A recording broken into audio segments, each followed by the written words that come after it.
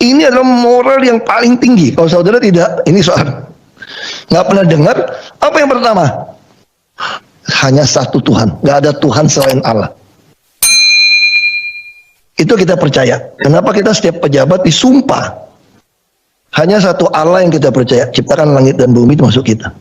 Ini begitu tinggi nih, Pancasila, ketuhanan yang Maha Esa. Ini udah paling top. Yang kedua, tidak ada Allah lain selain Allah. Jadi bagi kita, kalau saya terapkan dalam New Pertamina Clean, kalau menggunakan moral dan akhlak paling tinggi, etika paling tinggi, KBUMN menggunakan istilah akhlak, saya mau jelaskan bagaimana tafsiran saya seperti ini. Yang kedua, tidak boleh ada siapapun jadi ilah kamu. Jadi takut pada orang itu akan mendatangkan jerat. Gak ada oknum pejabat manapun yang bisa mengancam kita dalam menjalankan tugas. Kita hanya taat satu Allah. Jadi nggak ada Allah lain, matahari lain istilahnya. Tidak ada, satu matahari. Yang ketiga, jangan, apa yang ketiga? Jangan sebut nama Allah sembarangan. Jangan menggunakan kata Allah untuk berlindung atas korupsi. Mau ditangkap tiba-tiba jadi rohani menjual nama Allah. Jangan menggunakan nama Allah sembarangan, saya bilang.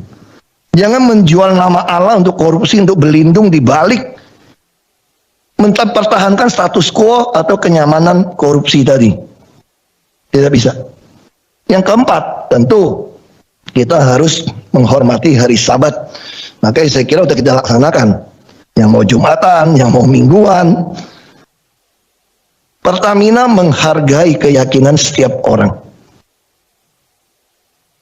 Karena itu keyakinan. Kita harus menghargai.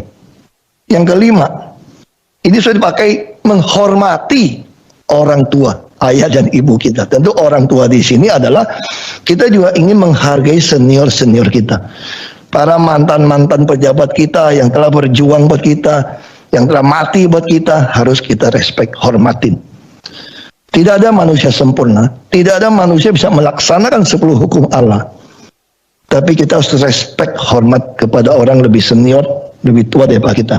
Tapi bukan berarti senioritas di atas meritokrasi. Ini bicara profesional, hormat. Tapi bukan berarti karena orang tua hormat, kasih kerjaan, dia nggak becus juga kasih. Bukan seperti itu pengertiannya. Tidak hormat. Nah, yang keenam, dalam hubungan antar kita, apa yang paling penting? Jangan membunuh. Jangan membunuh karakter karena bersaing, itu nggak boleh. Apalagi bunuh orang, nggak bisa. Hubungan manusia paling tinggi, moral, akhlak atau etika paling tinggi, yang saya tahu adalah kalau mau dikumpulkan dari 10, 2, jangan membunuh. Sebenci apapun kamu sama orang, nggak bisa bunuh dia kamu. Karena itu ciptaan Tuhan. Apalagi kita sesama sebagai insan Pertamina. Tidak boleh ada pikiran kita benci sesama kita sampai mau bunuh kita. Yang ketujuh, ini penting, jangan berzina. Tidak boleh ada affair di antara sama insan Pertamina. Tidak boleh ada. Dalam hubungan kerja, tidak boleh ada. Kita harus berusaha jaga ini. Dia punya keluarga, sama punya keluarga, tidak boleh terjadi. Inilah moral dan etika paling tinggi. Kalau Anda mau suruh saya bicara tentang moral, etika paling tinggi. Yang kedelapan, tidak boleh mencuri. Total kita nggak boleh mencuri, apalagi mencuri aset negara Pertamina. Kita disumpah untuk menjaga tidak ada barang yang dicuri. Yang kesembilan, kita nggak boleh memfitnah orang, tidak boleh bersaksi dusta pada kita. Yang karena jabatan, apalagi menentukan PLL, Pertamina Reference Level, kita mulai bohong ini gitu loh. Ini orang terbaik dikasih nilai yang rendah. Yang rendah karena dekat kasih yang tinggi. Terus mulai mengarang-arang. Itu namanya bersaksi dusta. Anda tidak boleh membuat testimoni, bersaksi kepada bawahan kamu, atasan kamu dengan bohong. Karena itu kan menghancurkan karirnya dia. Jadi insan Pertamina tidak diperbolehkan memfitnah, bersaksi, membuat pernyataan palsu kepada rekan kerja atau atasan atau bawahan. Tidak bisa. Yang ke-10, kita tidak boleh menginginkan milik orang. Jadi karena pengen menginginkan jabatan orang, hak orang, atau dia punya iri dengki, mulai menghalalkan segala cara. Ini tidak boleh. Saya kira itu yang ketika saya tahun lagi jadi orang pintar misalnya. Teknisnya yang di lapangan lah. Oh, mau Bapak Presiden bergizi. Gizi itu menurut penilaian ahli gizi, itemnya ini. Laksanakan itu. Kan begitu.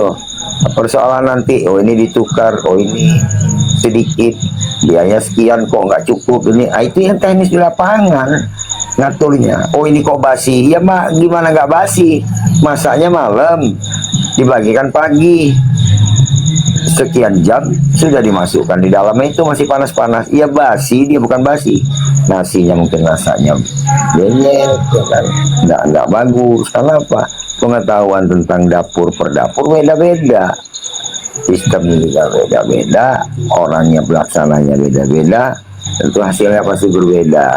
Cara menangani makanan itu, cara memberi bumbunya pasti beda. Makanya kejadiannya setiap tempat pasti berbeda.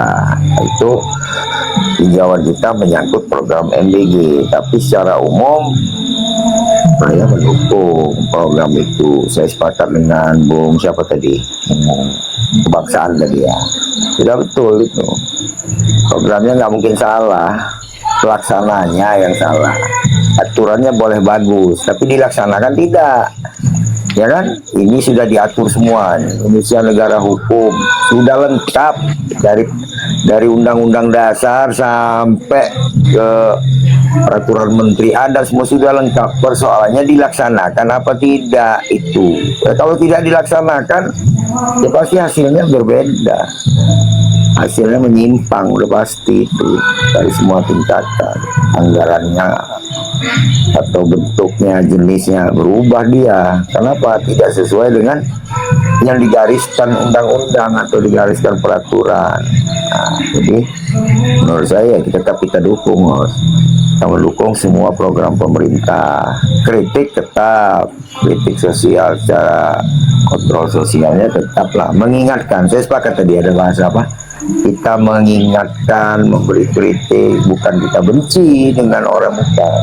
Ini loh yang kami temukan di lapangan begini. Mungkin peran pengawas tadi kurang atau tidak turun langsung sehingga kurang. Nah, peran kita menggantikan itu. Seharusnya kan kalau peran pengawasan ada, nggak perlu ada KPK. Kenapa? Filosofinya apa KPK dibentuk itu? Karena orang nggak percaya dengan APH yang lain, kan begitu. Semua bisa dipermainkan, dibentuklah KPK. Sebenarnya selesai dengan kejaksaan aja. Semua kasus itu memang diberi tugas. Kenapa harus ada KPK di zaman reformasi? Karena tidak percaya integritas yang dianggap dulu APH-APH-nya. Kan begitu timbullah KPK. Sekarang KPK sudah di bawah presiden karena direvisi undang-undangnya. Terus yang independen siapa sekarang? Nah, menurut saya gitu. Jadi pelaksanaan aja ini.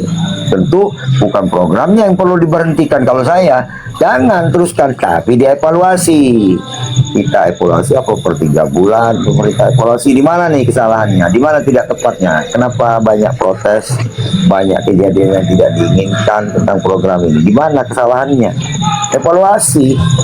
Kecuali sudah betul-betul bobrok betul pelaksananya, waduh ini udah kacau ini, misalnya kan. Jadi semua provinsi atau apa, nah mungkin perlu di stop. Karena program MBG itu kan janji kampanye Bapak Presiden. Justru nanti dia melanggar janji kalau